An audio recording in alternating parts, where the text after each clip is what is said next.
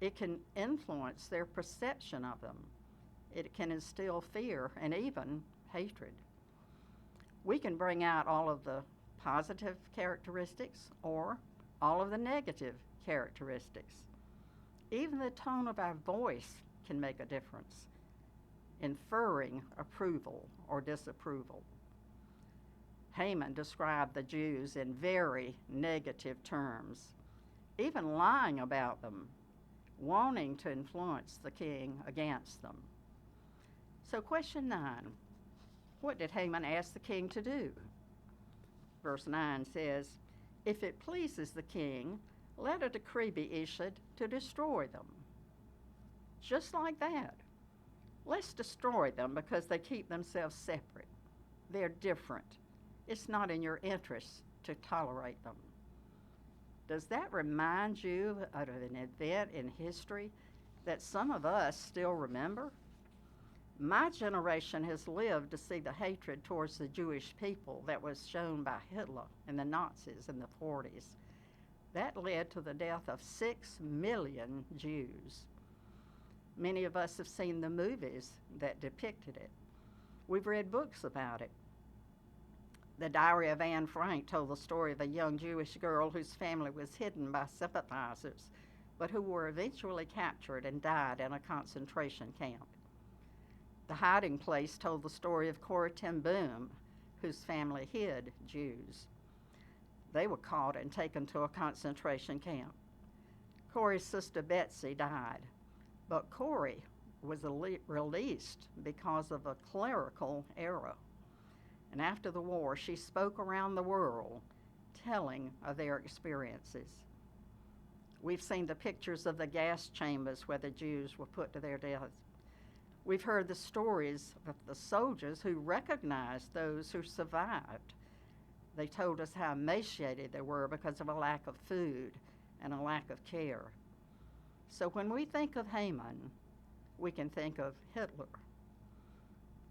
Question 10, what was Haman willing to do in return?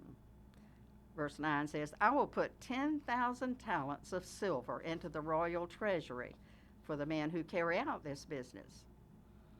Haman was so eager to get rid of the Jewish people that he was willing to put all of that money into the treasury in return for the king's permission. So question 11, what was the king's response?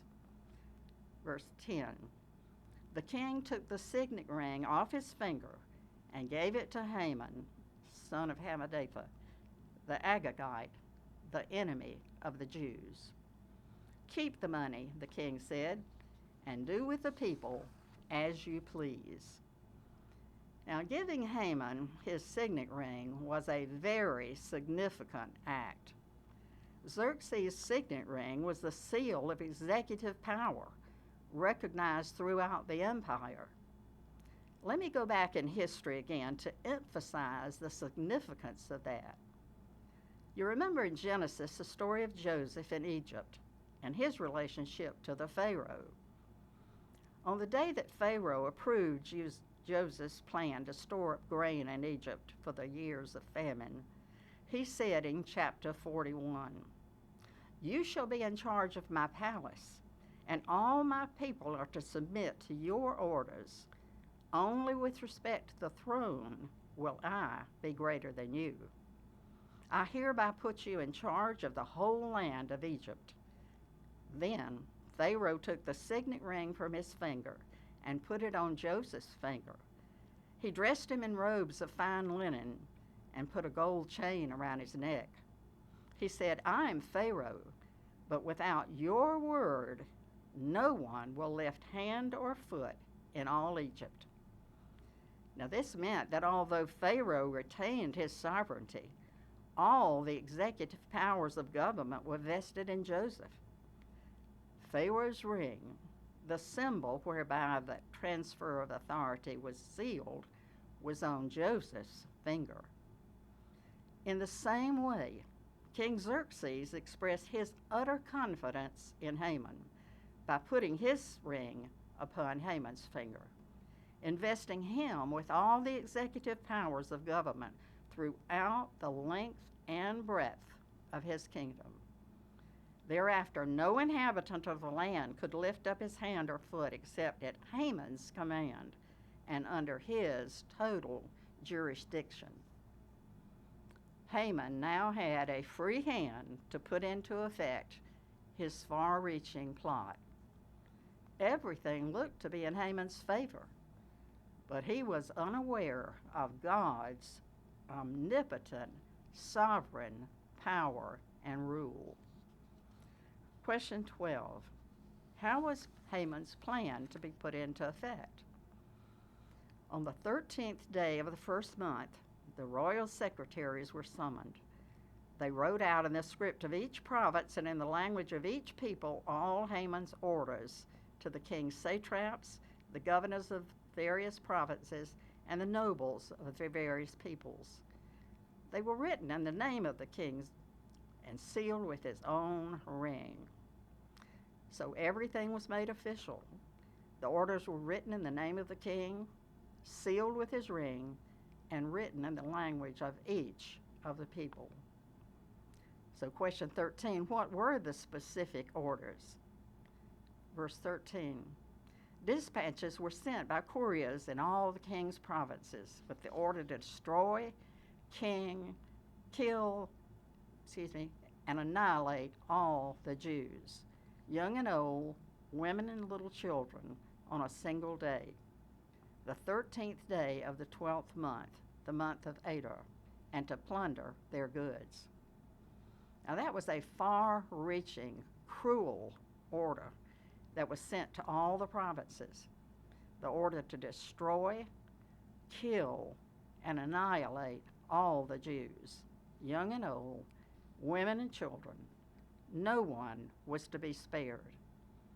They were to be completely wiped out, and then their goods were to be taken. It was a totally heartless plan, similar in many ways to what Hitler tried to do. My husband and I went to Jerusalem a number of years ago, and I vividly remember visiting the Holocaust Museum.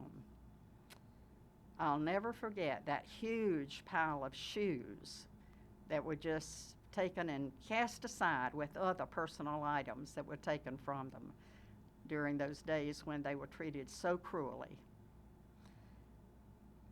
Question 14, how were the people to be known of this evil plan?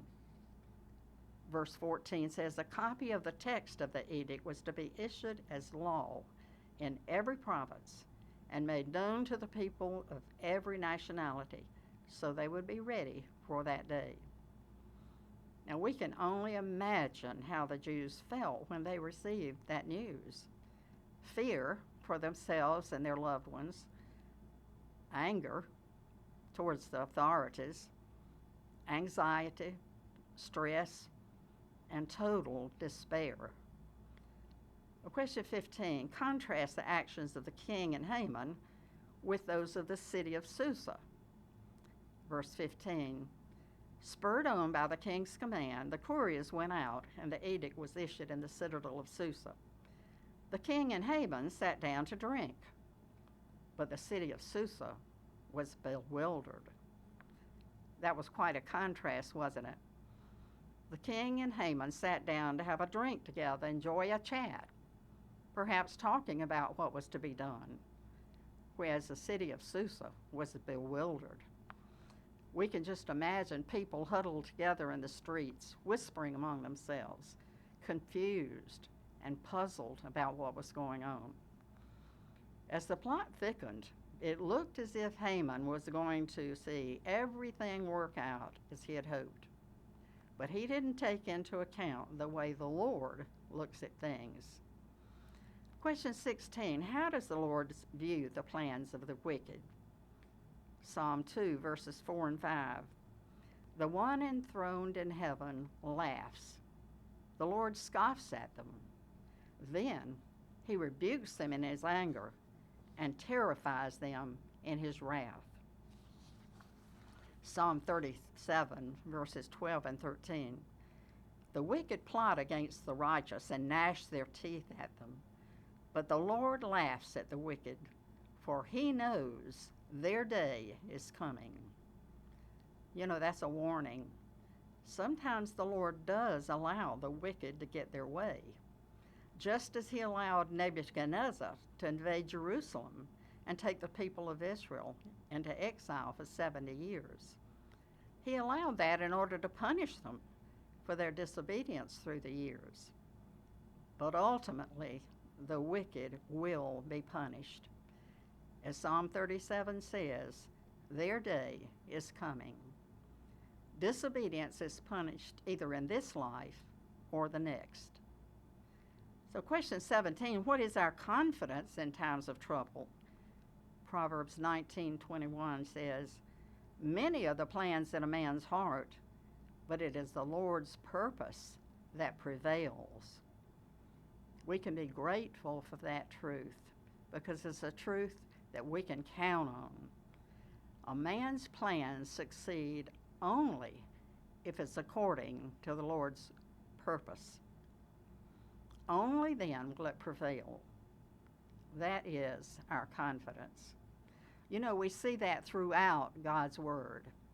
And I want to share some examples of that with you.